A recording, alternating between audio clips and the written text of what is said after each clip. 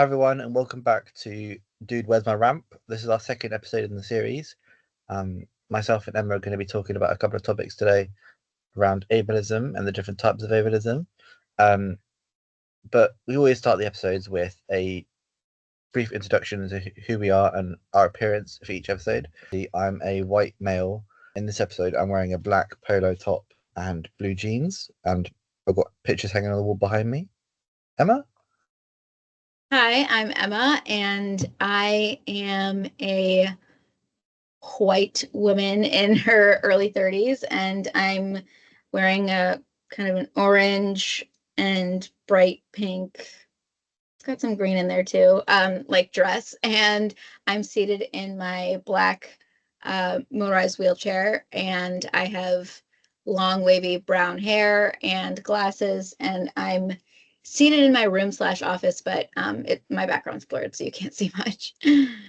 Once we've done our brief descriptions, we now talk about our ramp check. And this is an opportunity for us to talk about how our week's been, things that have really bugged us, and just to kind of make sure that we're both okay. So, Emma, how's your week been? Well, school is officially done for the summer. School's out for summer. Gotta listen to that song by Alice Cooper. Yeah.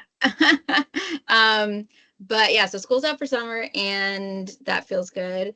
But now I don't really know what I'm gonna do with my time. Nap? I would. Yeah. Ooh, yeah. Yeah. Nap. I need that. And how's things just in general? Oh, they're all right. Like I'm hanging on. But no, I with just got some real ableism happening in my personal life, so that's super fun. But I'm navigating it. I'm moving through it in a way that I feel good about. Thank you for being so open. I think it's hard sometimes to talk about how things can affect us, like just in general. I know that I start this week off feeling pretty rubbish and just both physically and emotionally drained. I think although I've had some good things, like I've got an interview coming up on Monday now, I'm also now stressing about that and like thinking, how am I going to deal with it? Like all the different scenarios. But one thing I have found is that they've been really, even without me asking, they've sent me like all the questions in advance. They've sent pictures of the venue, like how to find it, like what the waiting room looks like. Um, and I think it's because it is training to deliver, like healthcare professionals training on like autism and neurodivergent like behaviors. So it feels like they're practicing what they're preaching almost, which comforts me a little bit. But yeah, like we'll come into what we talk about later with ableism. But I think it is. I think at the moment, just in general, like each week seems to go so quickly, but it's like everything happens all at once, and then you just feel so overwhelmed. Yeah. And I think it's just as stressful. I think life is stressful, but I think disabled life is stressful, but I don't know. I feel like this is a very stressful time in history that's happening. I feel like it's just I don't feel like anybody's having fun. I feel like we're all kind of just trying to like get get to it, get through it. You know what it feels like when you get on a plane and like you're trying to find your seat and you're trying to get past everyone and like you're being funneled down that little tunnel into the plane. Like that's where it feels like we're at, and we're just waiting for like something good to happen and for like to kind of get away from all the anxiety and the stress. Yeah. So I feel like something good is coming. It's taking its sweet time. Yeah, and there's always good things but it's this is just and maybe I'm just older and so I'm noticing things more, but I'm like, "Oh my God, like what's going on?" But yeah, I think it's, I just try and be healthy with how I move through things even when they're not good. Let's go into our main topic. Today we're going to be talking about ableism and the different types. Let's start with just the general definition of ableism. If you want to share that. So ableism is a word used to describe the unfair favoring of non-disabled people. Ableism means prioritizing the needs of non-disabled people in an ableist society. It assumes that the normal, in quotes, way to live is a non-disabled as a non-disabled person. It presumes that disabled people are inferior or lesser than, almost in a way. The only thing I would add to that is I see it as it's a system of beliefs and a system of oppression that contributes to other systemic oppression of other marginalized groups. It's all connected. But under that umbrella of ableism, there's different types. So I think the one that when you hear the word ableism, what people are talking about is when a non-disabled person is being ableist towards the disability community or a disabled individual. And that's sort of like the classic like ableism. That's usually what people are referring to. This is where people experience or are exposed to ableism. Like this is the first exposure you're going to get to ableism is through somebody else, seeing somebody else do it. It's a learned behavior. And I think that feeds into that idea of like the visual identity of what it is to be human and what it means to be disabled or non-disabled. I think some of the biggest examples are kind of like the way that like a James Bond villain always has a scar or has a like something wrong with them, and therefore perpetuates the idea that if you have a scar or if you look visibly different, you're a villain or you're the anti-hero, like the other side of it, like compared to the hero. Yeah. I mean, the villain in Lion King is literally called Scar.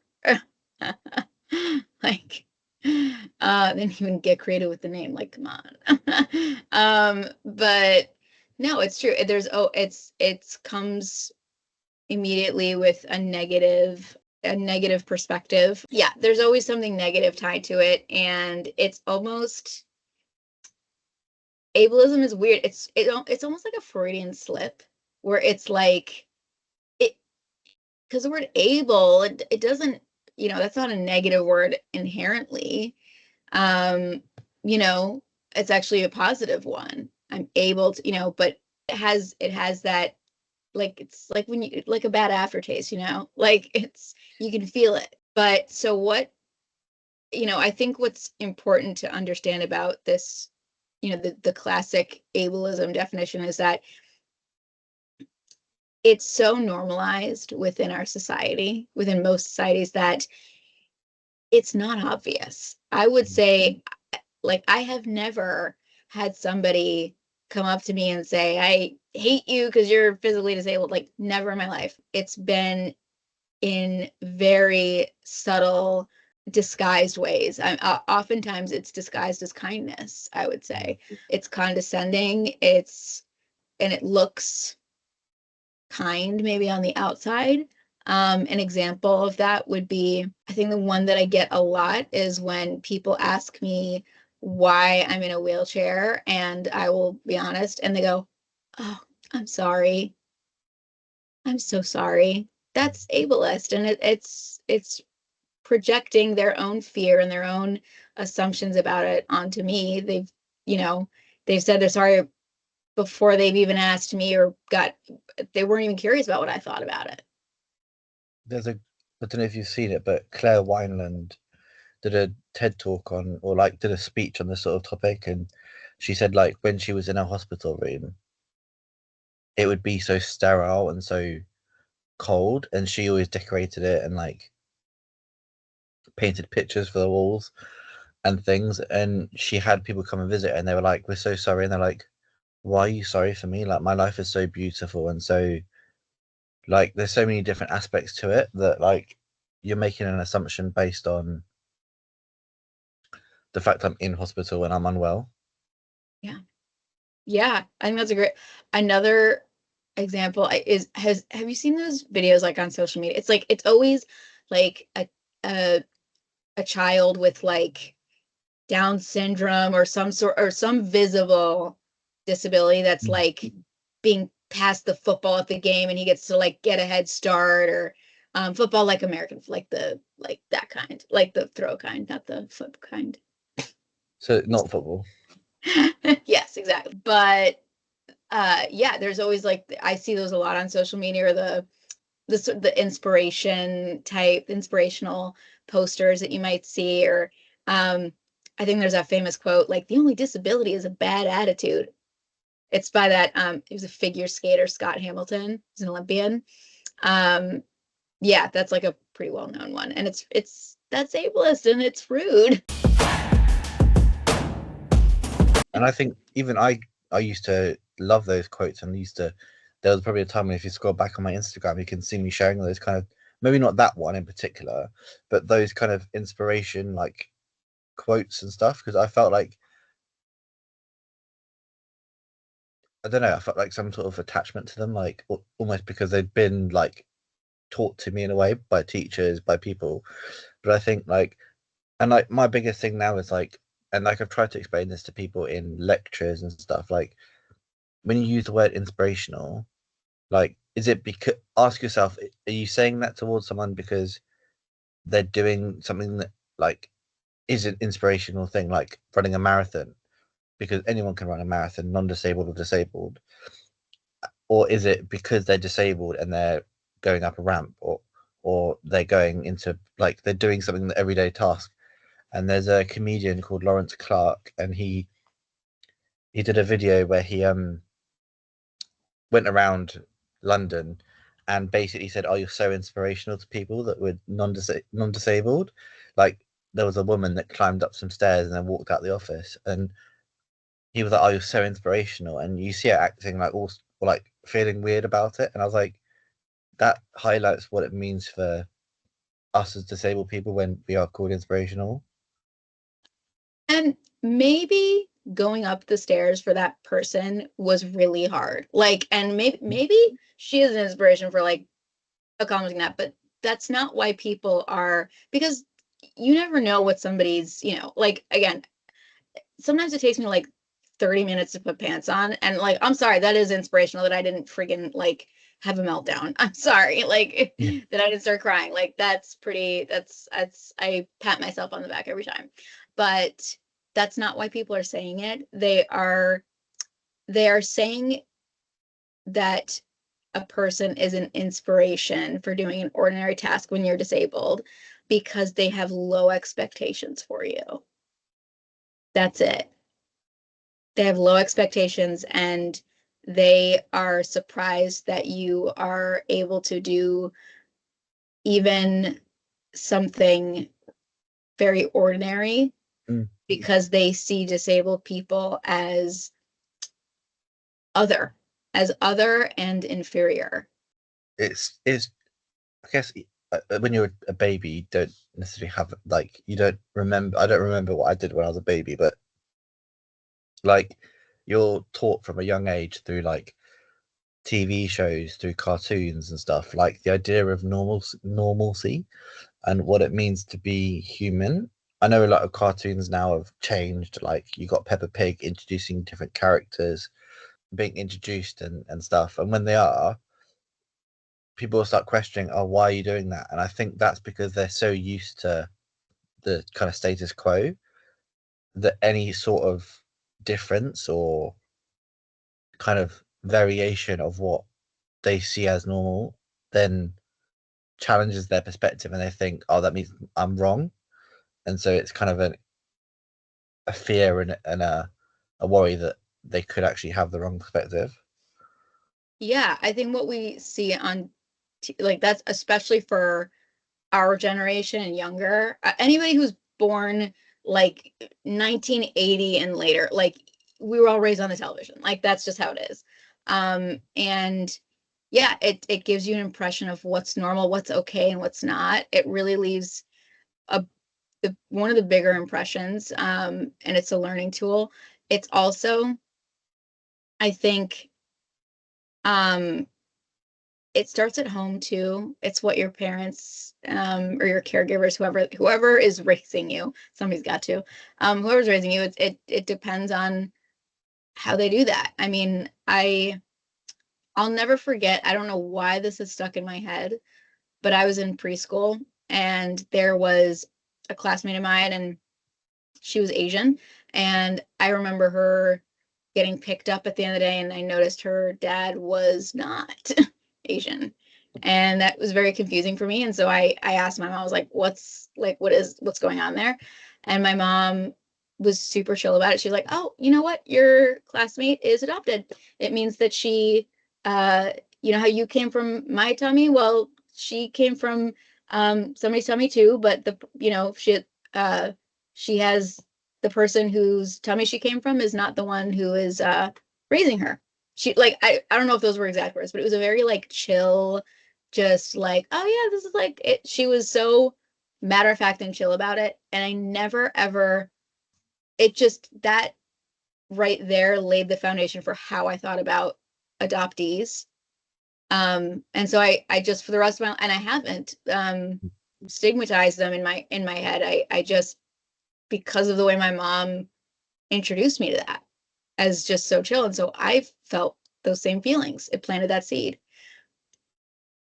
And I think in terms of like the institutional like side of ableism, like the way that healthcare set up, even here in the UK, like it's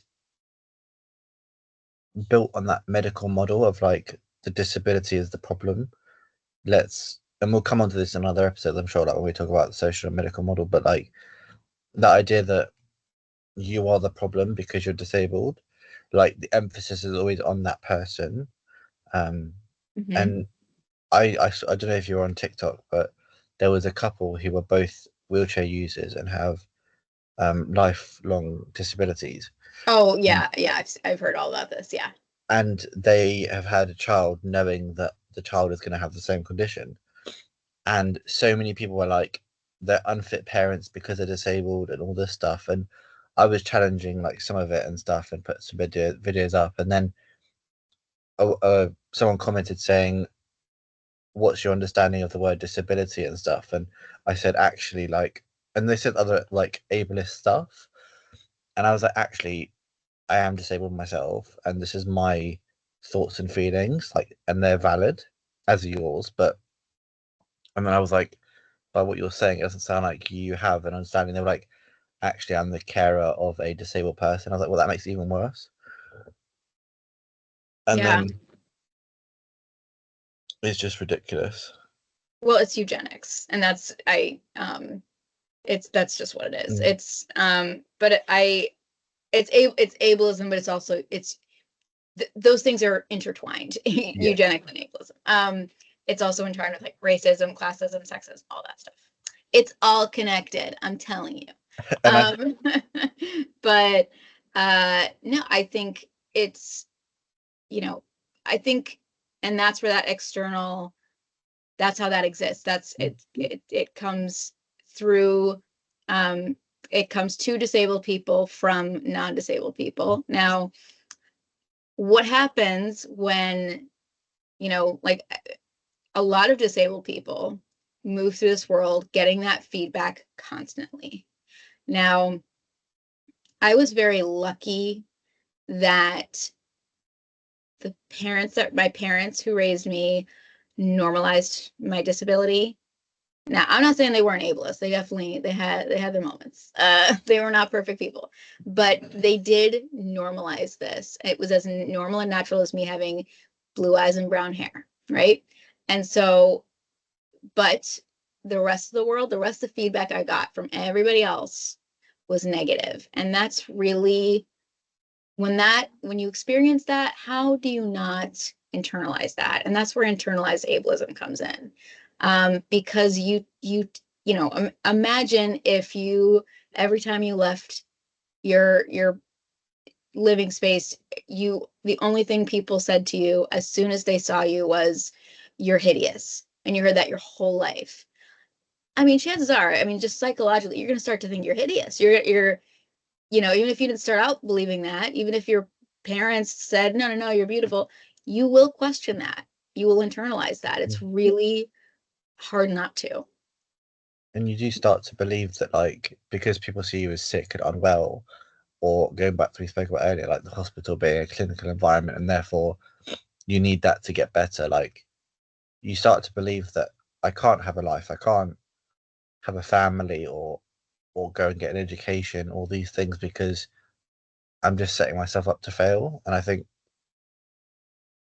It's even just the way you carry yourself too. Like I don't know about you. So both of us have our disabilities impact us physically. I have like my hand, like they they're funky. So they don't like I can't like straighten them out when I wouldn't be able to like blow a kiss and my fingers like curl in. Um and I can't straighten my arms all the way. So I'm kind of like in like Barbie, like a Barbie doll, like in that mode all the time. And I, you know, only recently have I started to really do the work to um be comfortable with my body um and work on that. My whole life I have the way I dressed, the way I moved was to hide that. I mean, if I was somewhere where I had to clap, I would hold something in my hand so that they wouldn't see me going like curling my hand and or curling my fingers to clap. And I was really grateful. I grew up Catholic that you could technically pray with your fingers folded over instead of straight up. It was like because that would have been really hard for me. I would have been really mortified. And that's internalized ableism. I was so paranoid about somebody seeing I mean, my body is, and when I walked, the pain I used to put myself through to try and not look like I was limping. I mean, and I don't even think I accomplished that, to be honest. So, you know, I know what you mean. Like, I will, even now, like, over the last week, I needed to use my walking stick every day because I've got like pain in my left leg, my back yeah, sore, things like that.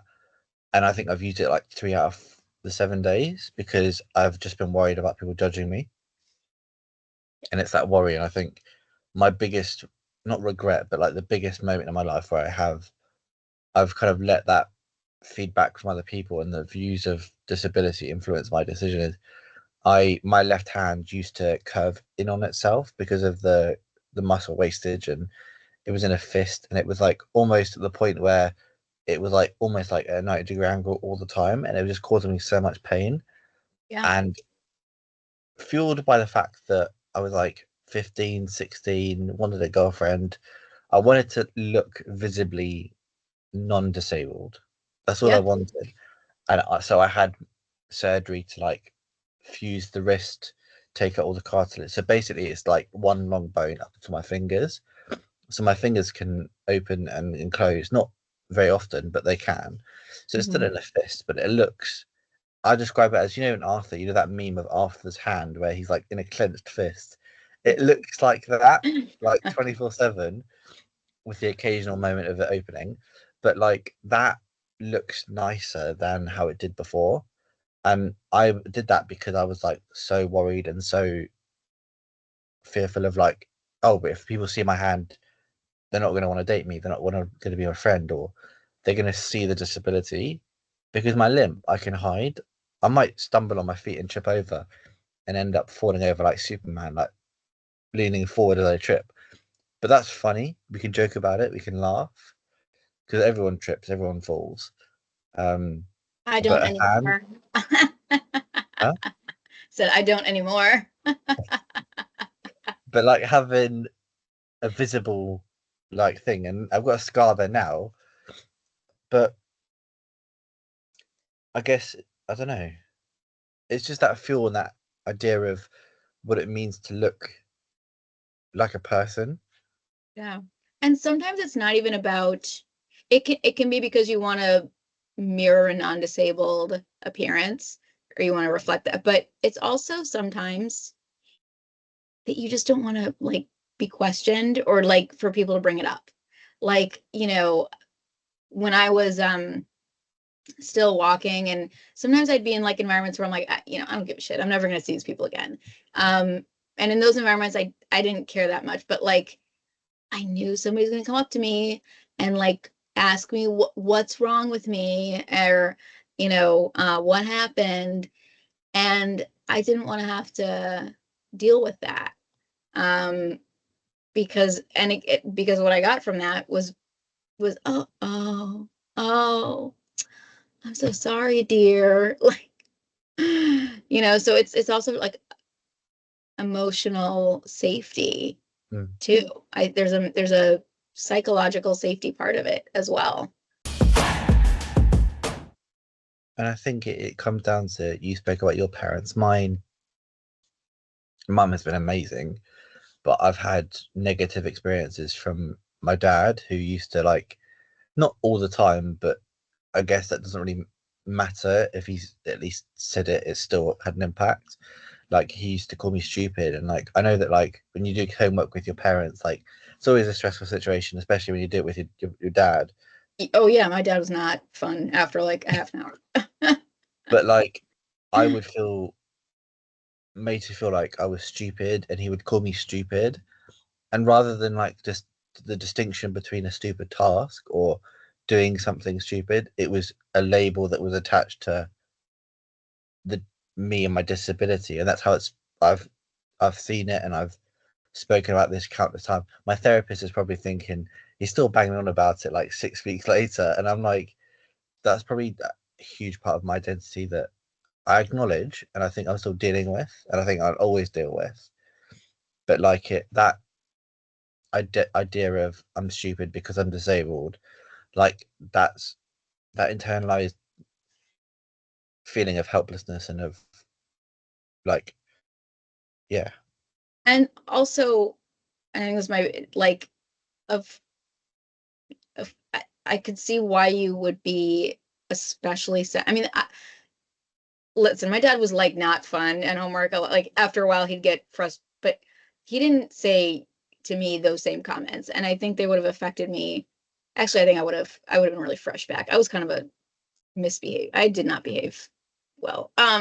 So I probably would have got into a fight with my dad. But like I no, but I don't think I ever heard him say, you're stupid. But that is hurtful to hear from a parent. And for you in particular, you already had experience. I don't know if this was before or after, but you've experienced bullying. You were called tumor boy. And so like just certain, like they bring up other things. It's deeper than just you're stupid, because that is hurtful. Yeah. I think if anybody heard that from their parent, but there's a depth there. And I think it's how you approach the situation. Like, I think both of us are quite confident in challenging things, but it sounds like we've both, like, from what you told me about your experiences of being a child, like, I think we both had moments where we've questioned, like, am I just making something out of nothing here? Oh yeah. Well, because every time I've asserted myself as a disabled person, um, I get pushback every time. Um, it's met with denial, dismissal, and so and I since I was such a colorful kid, I had spunk, but I definitely had a big personality. So because of that too, I would be like, well, okay. I would question myself a lot because of that. And that was sort of weaponized a Mm. lot too, was the fact that I was like not the kid who's gonna like go, okay, sounds good. Like I was gonna question it. Um, but I think I don't know, I lost my train of thought, so I I know forgot. what you mean. I think when we talk about disability, hang on, please. Sorry, I sound like a horse when I sneeze. um, when we talk about disability, it's automatically assumed that, like, even when we have confidence on a disability, we're still framing it in a non-disabled point of view. I find, like, I do as this a lot. Like, I'm always going to that non-disabled point of view first, and then the disability, like my own perspective, to kind of make, like, filter what I'm thinking, and to make sure that I'm looking at this from a balanced, non-judgmental point of view. And I think, especially in our community, there's disagreements on how disability is talked about. Like I said, with that family and those two young parents who've had a disabled child, like, there was disabled people saying, like, I wouldn't be able to care for someone. And before we started recording, we were like, that's their choice, that's their decision not to, but that doesn't mean you're entitled to say that about someone else, because then they will internalize that and then think, I'm automatically going to be a bad parent because I can't pick up my child. And like I said to someone, like, love and care is different for everyone. Like, as long as that child has a good support network and isn't being physically or emotionally or psychologically abused, like, Well, I there's, think it is a little, I would say, yes, those are the foundations, but I think safety, security, is also really yeah, important. It's like, I would never enter if I was decided to be a parent. I'd make sure like one, yes, like love, support your, like that's like number one, but also I want to make sure like I'm like prepared, like, yeah, like I have everything in place. Um, but but with those, what's particularly interesting about the criticism that this couple is facing is, so a lot of people, myself included, I was raised by non-disabled parents in a non-disabled family. And yeah, like as I would say, my parents were, I was like, my parents did like they were like the best I could, like you could have ended up, like kind of, um, they were the most prepared that they could have been, to be honest. And but it's like, yeah, like if a disabled child is given to non-disabled parents in a non-disabled family, they're going to struggle because they don't know. But these parents, like, they know exactly what they're doing because they do it themselves. yeah, I'm sort of like, who is better prepared? That's sort of like how, like, a white, like, oh, like maybe not all women, but I know that like a lot of women get really excited when they're going to have a daughter because they know that experience. And so they're feeling a little maybe more confident. I don't know. Um, I mean, my mom just loves babies. I think she would have been excited no matter what. But I mean, I hear that a lot. I hear, um, you know, uh, yeah, it's, you feel a lot less intimidated when you understand the other person from a lived experience perspective, you know? Um, and I would say you're a lot more prepared mm, to do that. So I don't know where the confusion is. And I'm like, obviously they have everything they need for yeah. themselves. So I don't know. I'm kind of like, And I, I don't think it like makes sense the way people are thinking about it, at all. there was comments from people saying, like, they're doing it for the video fame so that they can document it and they can get views and stuff. And I was like, they do that anyway. Like, they document their lives and stuff. So this is no different from that. Yeah, They've just welcome to got 2025. Isn't that what everybody's doing? yeah. Jeez, like, And there was a comment that really affected me as well, and it was, they can't even pick up their child. And I automatically, when I saw that, I looked at my hand and I was like, I'm gonna struggle to hold a child, like, with one arm, and like support it and feed it at the same time, or what, like, I'm not gonna have that. I'm gonna have to have help, or like use something to hold the child while I feed it or whatever. So I automatically internalized that and saw it as my own kind of narrative already, and I'm not even thinking about children yet. oh, I mean, yeah, but we at our age, we inevitably, like, even if we don't want them, we're thinking it's weird. It's just a weird thing. And Um, I think this feeds into that idea of, like, the intersectionality of all these different types of ableism. yeah. Because I think what we've talked about with the last two is they've both connected in certain areas, like those views of society and employment, healthcare, services, education. feed into how we then view ourselves and how we treat ourselves as individuals. Yeah. And the only thing I want to add on to the last thing about how it affects the way you think about like how you might be as a father, like first of all, same, like particularly with picking a kid up, that is something, or like, what if a child falls on the plate and I can't, because my mom, when I fell, she ran and picked me up, or when I would like go out onto the street when traffic was going because I was trying to test my parents, my dad was able to bring me back. It was, and like, so that is very scary for me because I haven't, but what I love about the time that we live in is it's people like this couple that are documenting that for people to see. I follow a wheelchair user named Alyssa.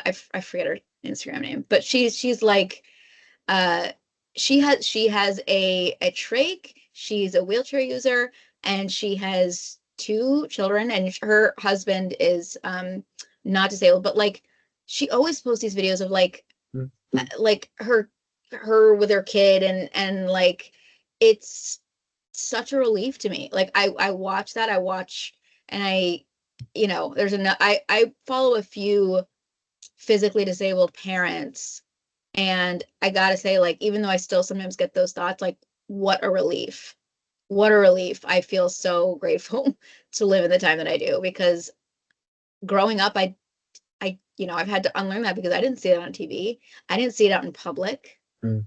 There were no examples. There were no examples. And so inevitably, of course, I was going to think I can't do it because there was nobody to show that example, Yeah, definitely. And I think that that feeds into what the last kind of aspect of ableism is, which is lateral ableism.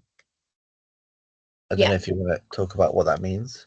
Yeah. So lateral ableism refers to when when a disabled individual is ableist towards another disabled person, or another, or just disabled people in general. And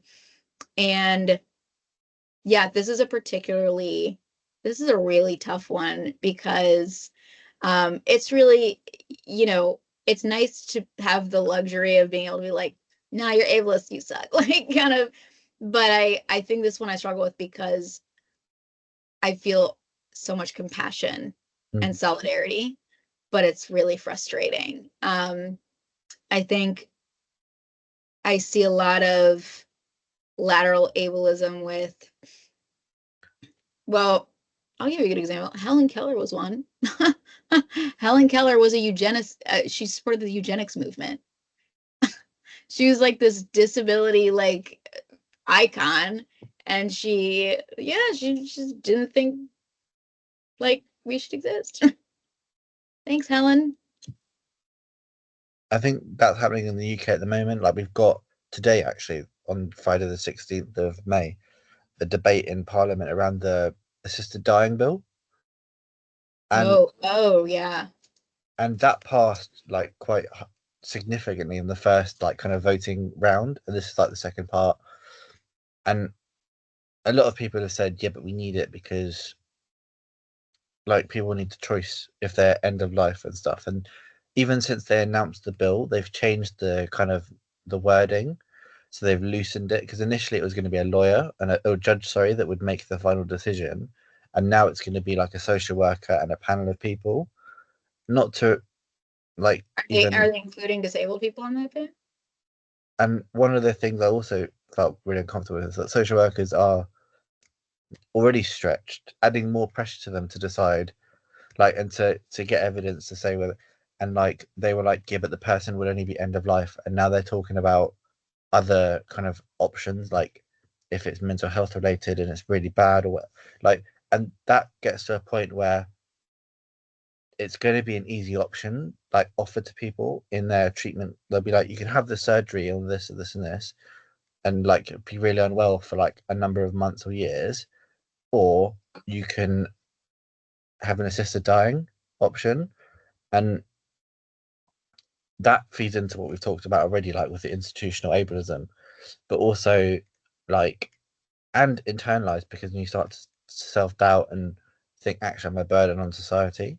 And I'm literally, this is speaking to exactly what I'm witnessing in my personal life with my mother. It's sickening. You know, and it happens all the time. And this is with, you know, it's, and people are so, when you're in that position where you feel that way, you know, so it's sort of like, is there, is it ever, when is it really like, is there autonomy there? There's coercion that exists there. I would say 99% of cases. Yeah. And even just the most subtle things can really, you know, I mean, I look back on my life and the way my parents, I I remember, so I grew up, I have muscular dystrophy, and one of the major disability organizations in the United States is the Muscular Dystrophy Association.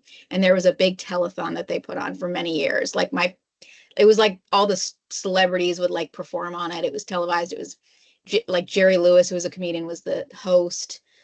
It was like a big thing.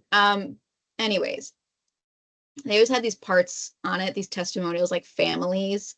It was always these parents that were like, oh, we were devastated when little Timmy was diagnosed, and they're crying. And it's like, I can't imagine, like my parents never talked about me like that. Not to me, and I'm confident that is not the way they talked about me to others when I wasn't around. And I just can't imagine how different my life would be if they had done that. And even though it seems like it's like not that, it is. Mm. Like, and that would have affected every decision I made. Every decision I made. How I showed up as in my at home. I mean, how I act. I mean, oh my gosh. And so yeah, like just I think with care and with end of life decisions, it's I don't think the medical community, even there's a lot of bioethics discussions. There's like at hospitals they have whole departments for that, and I don't think they really get it. And don't get me wrong, like I believe in freedom of choice and I want people to have the option, but I think like There yet.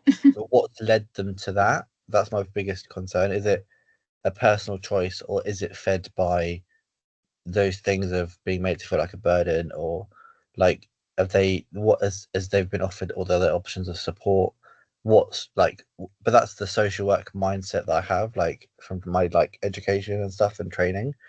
But I think also like even in our community there's a massive problem, and I've experienced it myself. Like I've been told by other people, like other people have said this about you, like you're not disabled enough, or they didn't realize that you were disabled because they can't like visibly. I don't look, if you see me from across the room you wouldn't know unless I had my walking stick. Even then you'd say, why has he got a walking stick?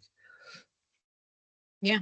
You might say that and stuff. And so like that idea of not being disabled enough to fit into our community is bull, because I think Big thing. And we do it with, you're right, with people that don't immediately look, you know, fit into that. Like now that I'm in a wheelchair, I'm like the gold, like the gold standard of like what people think of.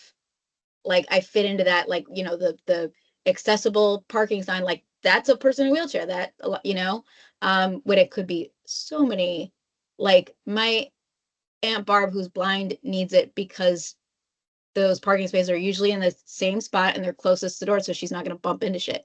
You know, but no, we don't. And it's with chronic illnesses, or like people with like endometriosis or Lyme disease, or even so my you can I say that you had kids? Is that something you're sharing publicly? Okay, I just want to make sure. I want to check in. So people with cancer are left out all the time. My grandmother had breast cancer, and like nobody in my family acknowledges that she was disabled. She had it for many years. That is disabling. She had it since my mom was 14. And she died back in like 2000. So she's been gone a long time. But like she had it for many years. She was disabled a long time. Or my grandfather with Alzheimer's, he was disabled too. And all of my dad's family has ADHD. They're all disabled. All have ADHD. I think as well, like, just thinking about things I've said in the past, like, for a while I used to think, oh, but it could be worse, and that's internalized ableism, but it's also making, like, it's referring to other disabled people who might have it worse and stuff. And I acknowledge that probably wasn't the As right like term. it's saying it's essentially saying it could be worse, is saying they're inferior. Like, Yeah. you know. And I think I acknowledge that now, and like that's also when I was a lot younger and stuff. And so now I would say, like, every disability has its own way of impacting people, and it might not, you might not see it, you might not feel it, but it's there. And I think, like, especially around mental health, like the way that they're looking at changing our benefit system here in the UK to assess disabled people, they're trying to make it harder for people with mental health conditions to get the support, because they don't recognize that depression is debilitating, and It's like like the it makes stupidest move you could make. Sorry, by the way. Like and it's so common. That's probably the largest amount of the disability community is stuff with mental health. Like, so like have fun like not being able to run your business, because I'm sure 90% of people are struggling with something. and it comes down to, like, when disabled people do put other disabled people into categories and say you're more disabled or you're less disabled, it it makes those people feel like shit. It makes people feel like, oh, but I'm not disabled enough. I shouldn't ask for the help. Yeah. Or I don't need that help, because if I do, then I would just be a burden. Like, if I need to claim disability benefit or something when I'm not disabled enough, like, I've had so many conversations with people like, should I apply because I'm not disabled enough? I'm like, well, you're disabled, you still qualify for it. Well, And it's sort of like if we were out together, and because you walk, I'm full-time wheelchair user, even though you do use mobility aids sometimes. That would be like if we were out together and you like didn't think you could go in the elevator, like, because I'm there. Like, yes, you can. you know. I think, like, I was talking to someone yesterday about it, like, they said that the building is owned by someone else, and so it's hard for them to get things. And I was like, yeah, but if you frame it in the right way and you said, look, I know you own the building, but if you made adaptations like having a ramp or having a lift, I know you don't have anyone that's stable now, but you're future proofing that building for when someone comes in that has a disability. And there might be a day when you really don't feel like taking the stairs, even if it's a couple of steps. Yeah. That's a couple of steps that you might not feel comfortable doing because you're in pain or your back's sore or something. And so having a small lift would help. For so many, I mean, and this is something we already recognize, like in um in like no matter where I go in the United States, I know that pretty much all the sidewalks, I've run into a couple now and then, like, but not very many, are gonna have curb cuts. Like, that's actually a really nice thing about living in the US, is like I don't ever have to worry about that. If I have run into like a side that doesn't have curb cut, all I have to do is cross the street because the other one does. So, but it's not just, and that was disabled people who spearheaded that to make that happen. But it benefits people who are pushing children in strollers, people who are suitcases. I mean, I live in New York, so everybody's like, moving about on the sidewalk, and there's so many people that helps, that makes life better for. And like elevators and ramps, like, yeah, who wants to go up the stairs anyway? Hello. I mean, I don't see what I don't get the point at all. And I think it comes down to like when we talk about lateral, like ableism, like you might see someone with this, like I'm very mindful that like there's over 100 different types of brain tumors, and mine's Mhm. non-cancerous. Mhm. And I used to get in the habit of saying benign is fine, and that doesn't just affect me; that affects everyone with a benign tumor, because it then stereotypes the idea that like if someone's got a benign brain tumor is really struggling, or they're just making a big issue out of nothing. It's still something in your body that exists that like is taking up space. Like Yeah, and it's causing a maybe lot it of might pain. not be And cancerous, but like that's a big deal. I used to say that and not think about how it might affect other people, because I was only thinking about how it was affecting me in that moment. But now I kind of realize that like disability is so multifaceted, and like there's so the same disability for two different people can look very different. Like Yeah. you might have the same lifestyle, like you might be the same age, the same from the same part of the world. So you might be from America or the UK or whatever, and have pretty similar lives, like have two parents, siblings. Everything might be the same on paper, but your conditions will affect you in different ways. Like I know that I have to have a nap after every afternoon, but someone else with brain tumor or in recovery from a brain tumor might not have to. It's just how our bodies work and how the disability or the illness has impacted Well, us. it's sort of like how no pregnancy is ever the same. Is like Mm. for any woman, like even if everything kind of on paper looks like pretty, similar, like it is not the same for any, Mm. even if even with just one woman, every pregnancy is different. Like it's crazy. Or I'm sorry, I know I gotta watch certain words. Still say things like crazy and dumb, and I Yeah, know I need to like check that. I do that as well. Um, I mean, I feel like okay, that's a different conversation. But like, I think, but what I wanted to say too, but I do think it's important.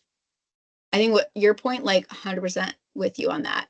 But I also think we do need to like recognize our privilege and there is a hierarchy within disability. Like for example, I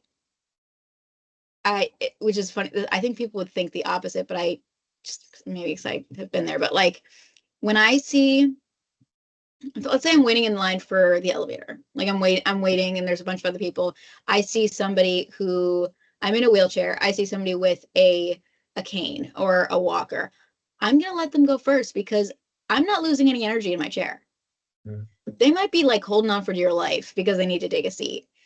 I'm letting them go first, like every time, because that's that in that situation, they are more disabled than I am, or they're Mm. do you know what I mean? Like they might not be more disabled, but they are they could be experiencing um heavier disabling um uh like whatever, you know what I mean? And or I know that like, between my mom and I, like my mom right now has like um I she has progressed, her ALS has progressed to a point where now I have more strength physically than she does. I also she has a trach and is having trouble, like, and it's going to continue to get harder for her to um speak, and that is a privilege that I do not, or with that at all. And that's important to recognize, to not like, in that sense we're not equals, and I do need to like recognize where she is more marginalized and more, or she experiences more disabling um uh experiences than I do. Because it's not, we need to, so it's sort of like, I'm trying to put it in a way that's like sort of easy to understand, but it's like, I think it's important that we recognize all disabled people and we do not, all of our needs are important. But we do need to center the most marginalized and recognize, like, I would never go to somebody who is, I went to camp for kids with muscular dystrophy. A lot of those campers, I would say all of them, actually, it was all of them, had their type of muscular dystrophy impacted them more than mine did at that point anyway. And so for me to be like, oh, going up the stairs is so tiring, to like somebody who can't, who's like, needs help brushing their teeth, like, it's a little insensitive. Like, just kind of like check yourself, like, just And I know who think you're speaking to. there's simple things that we can all do to make the system and make society work for all of us, whether you're disabled or non-disabled. And I think it's like, I mentioned my interview next week and how they made things without me even asking. Like, those are them being proactive and preempting that someone might have that anxiety or might want to script and to plan what they're going to say before, or things like that. And so I emailed to say, does the panel have any reasonable adjustments that I need to make? Because I've got to do like a 10-minute presentation on a topic of my choice. And I was like, do I need to like change anything to make it more accessible? And they email back like the response and stuff. But like those little things that you can do, like without even being asked to do it, because a lot of disabled people, they don't feel comfortable. I know at times I don't feel comfortable sharing my own, like the help I need, because I don't want to be a burden. I don't want to like go back to that internalized. I don't want to be an issue for someone. And so if someone asks me, do I need things being made to make it more accessible for me? That gives me a bit of confidence that they're willing to listen. They want to help. It creates that safety there, because it's not going to be a burden.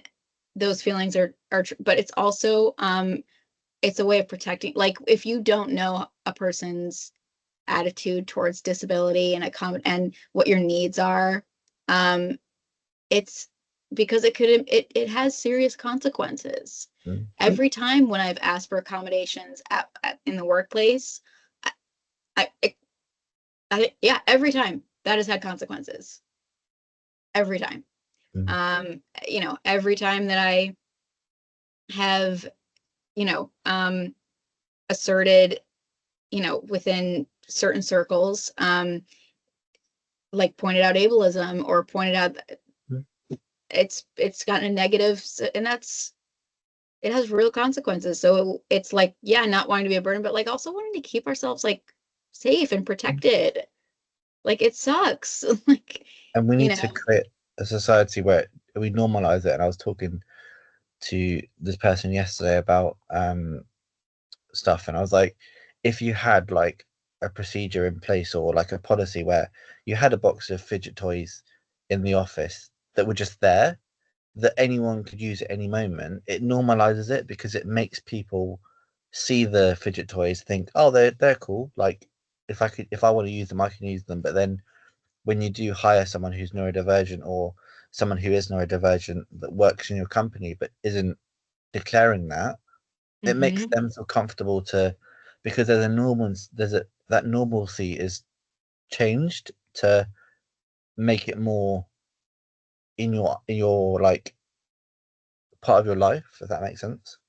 yeah, I was at a store in when my mom was in the hospital back in March, and I was in New Haven, but I was like taking a walk, went to the store around Yale University campus, and a part of my wheelchair like came off because I drive that thing like a monster truck, like I'm not careful. So a piece fell off and it fell on the floor, I've and I just was got like, visions of you driving around now in a monster it's truck. not good. Like, it's not, I gotta like be careful.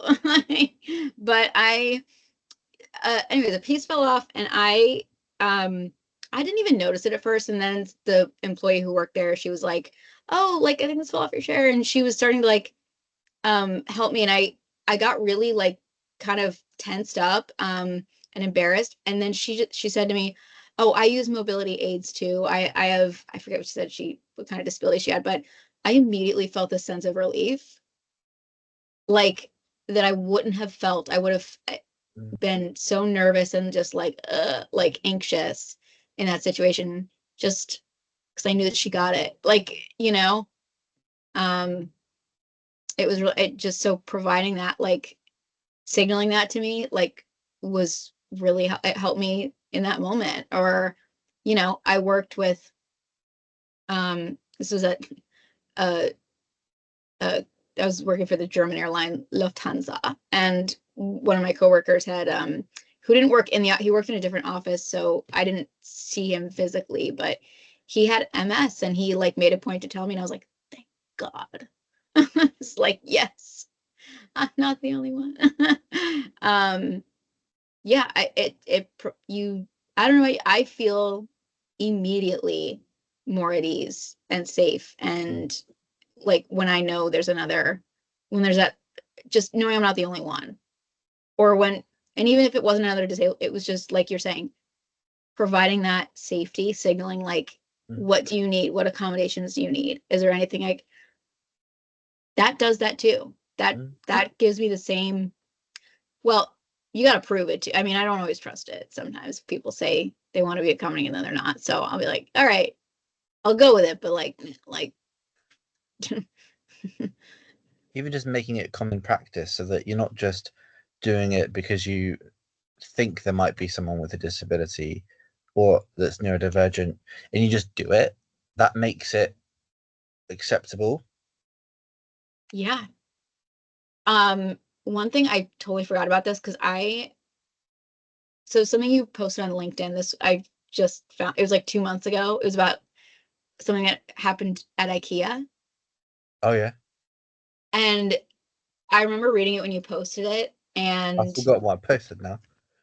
okay, so I can read it. It says, Oh this yeah, evening, about yeah. the checkout. Oh yeah. But I think that's a really good example, because like on the post you said that you walked away frustrated, not just at this person, but like um you said, in that moment, I prioritized making the situation less awkward for him and everyone else over advocating for what actually worked best for me. That's the impact of internalized ableism. It's that quiet voice in your head that makes you doubt your own needs and making it easier just to go along with what others assume is better, even when it's not. And I actually think that's not so much internalized able. I think you knew what your needs were. It was the not wanting to be put on the spot, just wanting to go through your freaking like checkout. I think when I read that, I felt like you were just trying to keep a low like just not be put on the spot in that way. um you were, and you want to get out of there as quickly as possible. And I think like that's it's that psychological safety I was talking about. And in those environments, I know like what I've had the same thing happen to me. It was actually, I hope she's not here, it was my roommate. We were like going to something together, and there's a big crowd in the sidewalk, and I need people to move? Yes. But she started screaming. She was like, everybody get out of the way, there's a wheelchair. And I was like, I was like so mortified, and I just wanted to like, it was just like, it's not that I was ashamed of being in a wheelchair. It's not that it was just, I didn't want to be put on the spot like that, because I just wanted to move about my day, you know?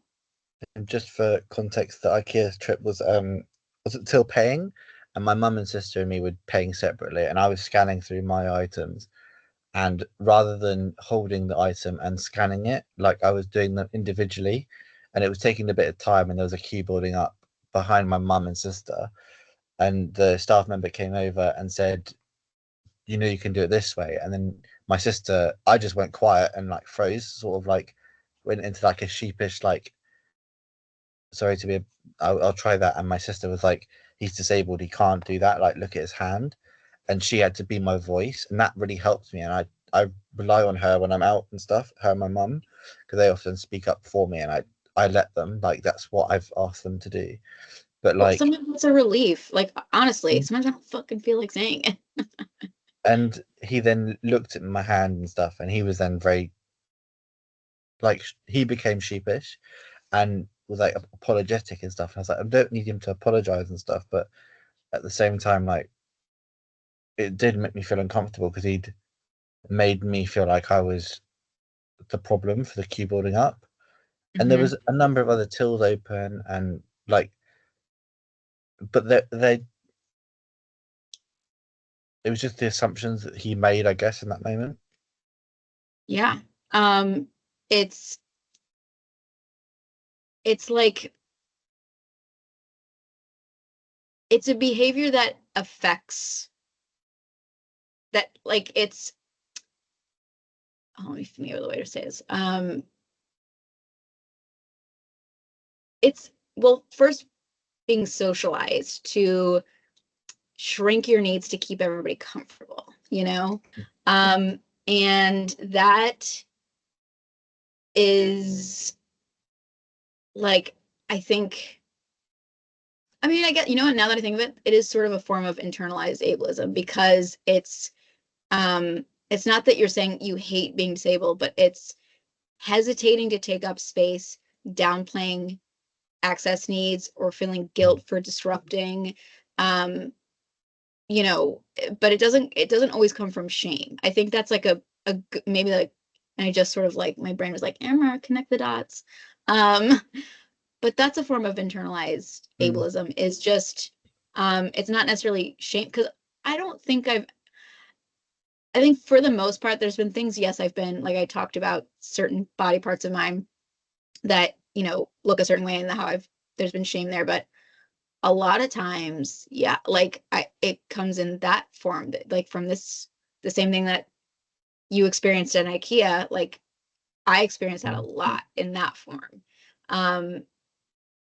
You know, it's pressure to accommodate non-disabled comfort at our own expense. It's like, you know, it's and it's social, it's the conditioning. Um And that feeds back into what we said at the start in terms of, it's the institutions, it's the structures, it's the idea that surrounds the norm and what means to be normal at the start. yeah. And it's also like this knowing too of the way, because, you know, we're young, but we're not, like, we're not children, so we've been around a while. So Thanks we for know, calling me old. I'm older than you, so if you're old, I'm old. Like, but we've been around long enough to know and see patterns with how people respond to us. And I think, like, when I'm appeasing or trying to, like, accommodate not disabled comfort, it's also because I don't want that rejection. I deal with it. I mean, I do things, little things, to protect myself. That's why I wear headphones all the time. It's why, well, I kind of have to look at the ground when I'm, like, driving on the sidewalk, because Brooklyn sidewalks are, like, all over the place and messed up. But I really do look people in the eye, because I don't want to see the way that they're looking at me. You know, or I have my headphones in because, one, it's like that ADHD thing. But it's also like, I don't want to hear what they have to say. You know, I, you know, and it's why, you know, I sometimes, like, if I'm at the grocery store and I definitely can't reach that thing up there, but I want, like, I will, like, not get it and not ask for help. I'll just, like, be like, all right, fuck, I'm not doing it today. Because I don't want to get that, like, when I say, hey, can you reach that? And people are like, sure. I don't want to deal with it. Like, that stuff builds, and it does have an effect on your mental health. Definitely. I think it comes down to little things like, I had my hair cut on the start of the week, and I've always, funny enough, going back to what you said at the topic at the start, like with the James Bond villain having a scar, like, my scar stretches from my right ear to my forehead, like almost whether, like, coming across towards my left eye. So it Eat your goes, heart out, Harry Potter. I'm just kidding. and I used to like hide it when I was younger, and then I went through a period where I almost had a buzz cut, and you could visibly see it. Like I went from one extreme to the other, and Mhm. I'm now not in a place where I want to hide it. I don't want to show it. Like I'm not. I'm kind of like either or. I don't really Yeah. mind. And the way my barber now cuts my hair, like the top bit's all covered, but the side bit there's like a little bit where you can see it. Yeah, it's a Like fade. Yeah. yeah, it's like it That's what looks that's like called, right? Is that correct? That's a yeah, fade. Okay. and it looks like a tram line almost in the fade. So it looks almost intentional. But like I was like saying to him, like I don't really feel. I used to hide it like and be ashamed of it. He's like, no, it's cool. Like just and that the way he just approached it, like yeah, it's just part of who you are. Like just accept, like it's cool. Like he wasn't dismissing me. He wasn't like trying to patronize me or anything. He just was like, it's part of who you are. Yeah. Embrace it. And I think that's the best way I can. Like I don't think I can add any more to this topic other than just say like disabled people are discriminated against. We discriminate against. It's just a natural part of human order. Like we naturally do things and say things based on our own assumptions, our own attitudes, beliefs, what we've been taught by our parents, by grandparents and stuff. But these are all things that we can change and we can adapt and we can be a little bit more compassionate to ourselves, but also make sure that our actions aren't impacting other people. And it's okay to make mistakes sometimes, but acknowledging that and apologizing when you do is a big step. I think, first of all, beautifully said. I think what I would add is it's sort of what I'm picturing in my head is like it's like the cycle of abuse. So when we talk about like domestic violence, it's usually there's like a circle diagram where it's like, you know, dad hits mom, mom, hits, you know, little Johnny, and then Johnny hits the kid at school, and it's like it cycles. I think the same thing with ableism is, so like it starts where when we're born, like we experience it externally, and then we internalize it, and then we Mm, are ableist towards other disabled people, and it's this cycle. And so it's important to recognize it as that.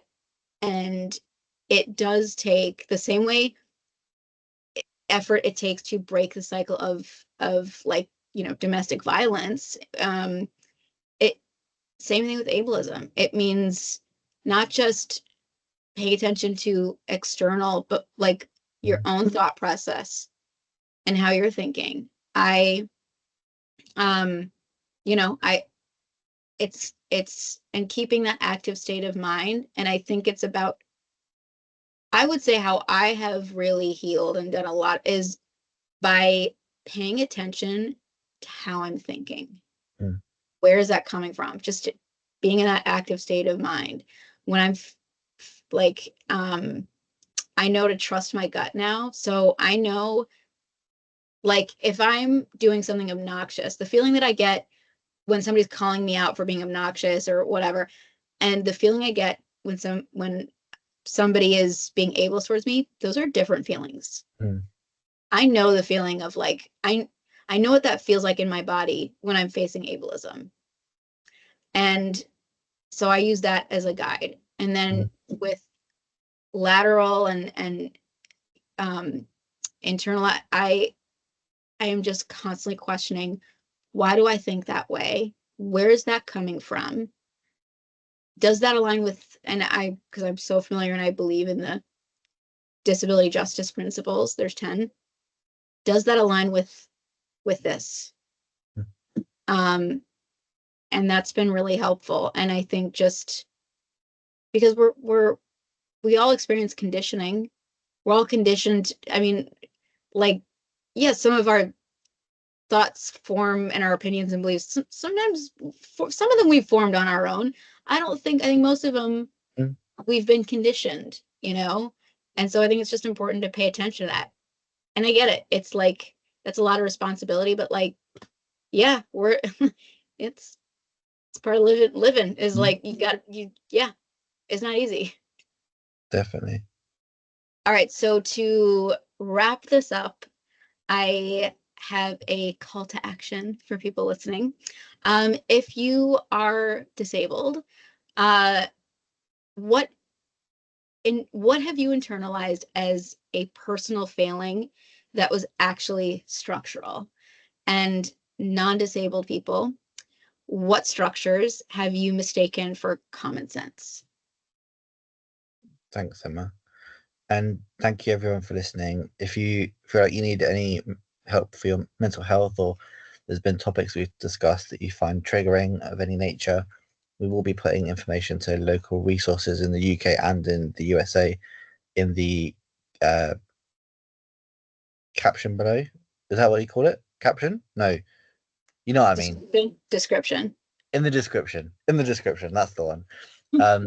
And there's also going to be a transcript so that you can, and also a link to the YouTube channel where you can watch this video with captions. And if you have any suggestions or comments, please send them over to us. And yeah, have a great week. Bye.